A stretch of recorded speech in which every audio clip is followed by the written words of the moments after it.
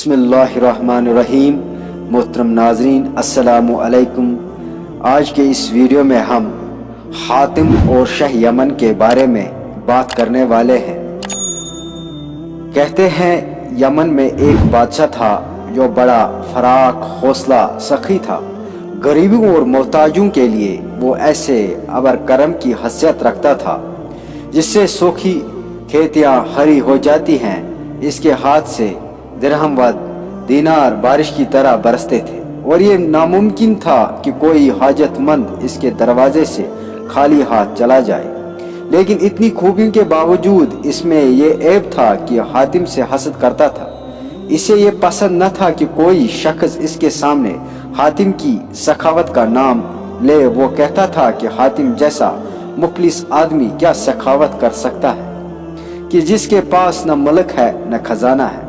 एक दफा इसने शाही जश्न मनाया और इस मौके पर मखलूक खुदा के मुंह मनसीब वज़र से परे दिए इत्फाक से दरबार में किसी शख्स के मुंह से हातिम की तारीफ निकल गई। बादशाह का खून गुस्से से खोल उठा और इसने समझ लिया कि जब तक हातिम जिंदा रहेगा लोग मेरी दावा दहश का जिक्र नहीं करेंगे और मेरा नाम दुनिया में रोशन न हो सकेगा।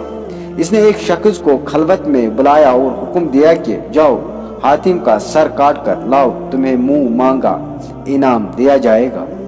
इस शख्स ने इसका काम की हामी भर ली और कबीला ताई की तरफ रवाना हो गया।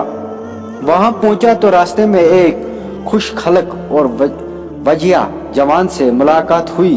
वो जवान निहायत मोहब्बत व एहतराम के साथ इस शख्स को अपने घर ले गया और इसे खलूस में इसकी खातिर मदारत की और वो शाही दावतों के मज़े भूल गया। सुबह हुई तो इसने जवान का शुक्रिया अदा किया और रुखसत की इजाज़त तलब की। जवान ने बड़ी निजाहत से इसरार किया कि चंद रोज़ मेरे गरीब खाने में क़याम फरमाए और मुझे खिदमत का मौका दीजिए। मेहमान ने कहा, यूँ तो मुझे यहाँ चंद रोज़ ठहरने में गजर नहीं है, लेकिन मैं एक ज़रूरी काम के लिए निकला हूँ, इसलिए जिस कदर जल्दी हो सके मेरा यहाँ से चल देना बेहतर है। जवान ने कहा, ऐसा भी क्या काम है? अगर तुम मेरे खलूस पर एतमाद करो और ये काम मुझे बता दो तो शायद मैं भी तुम्हारी कुछ मदद कर सकूं। मेहमान ने कहा, ये राज तुम्हें इस शर्त पर बताता हूँ कि तुम इसको किसी सूरत में फाश न करोगे। तुम एक बहादुर आदमी हो और बहादुर पर्दा पोश होते हैं। सुनो, मैं यहाँ हातिम ताई को कत्ल करने आया हूँ। इसका सर शाह यमन ने मांगा है और मैं इस मकसद के लिए हातिम के तलाश में हूँ। अगर इसके क़याम गाह तक मेरी रहनुमाई करो तो ये तुम्हारी मेहरबानी होगी। ये सुनकर जवान हंस पड़ा और कहा, हातिम तो मैं हूँ, ये सर हाजिर है, इसे मेरे तन से काट लो और फौरन यहाँ से निकल जाओ।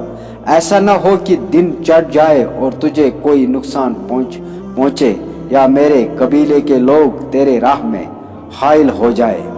हातिम की बात सुनकर इस शख्स पर रकत तारी हो गई और वो बेइख्तियार हातिम के पांव पर गिर पड़ा। इसने रो कर माफी मांगी और कहा कि अगर मैं तेरे जैसे जवान मर्द ने इसके जिस्म पर एक फूल भी मारूं तो मैं मर्द नहीं हूँ बल्कि मर्दों की शरीयत में औरत हूँ। और इसके बाद इसने फरत अकीदत और मोहब्बत से हातिम की आंखें पर बोसा दिया और इससे बगल गैर होकर यमन का रास्ता लिया।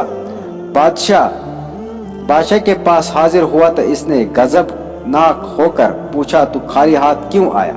इसने जमीन बोस होकर सारा किस्सा सुनाया और कहा कि आलम पना पुख्ता इरादा के साथ हातिम को कत्ल करने गया था, लेकिन हातिम के एहसान और बुलंद हिम्मती के तलवार ने मुझे ज़बा कर डाला। मैंने हातिम को जवान मर्दार साहबी अक्ल पाया। इसको मैंने मर्दानगी में अपने से बढ़कर देखा। इसकी नवाज़शात के बोझ ने मेरे कम تحریک کر دی اور اس نے احسان اور بڑائی کی تلوار سے مجھے مار ڈالا۔ بادشاہ یہ قصہ سن کر بہت متاثر ہوا، اس کے دل میں حاتم سے کی بجائے محبت پیدا ہو گئی اور حاتم کی عظمت کے اعتراف میں بے اختیاری کی زبان سے نکلا، اس کو حق ہے اگر لوگ گواہی دیں کہ حاتم فی الحقیقت ویسی ہے جیسی اس کی شہرت ہے۔ اس واقعے سے ہمیں یہ نصیحت ملتی ہے، احسان اور بلند ہمتی اللہ تعالیٰ کی نعمتوں میں ہیں اور یہ کسی جوان مرد کی دی ہوئی نہیں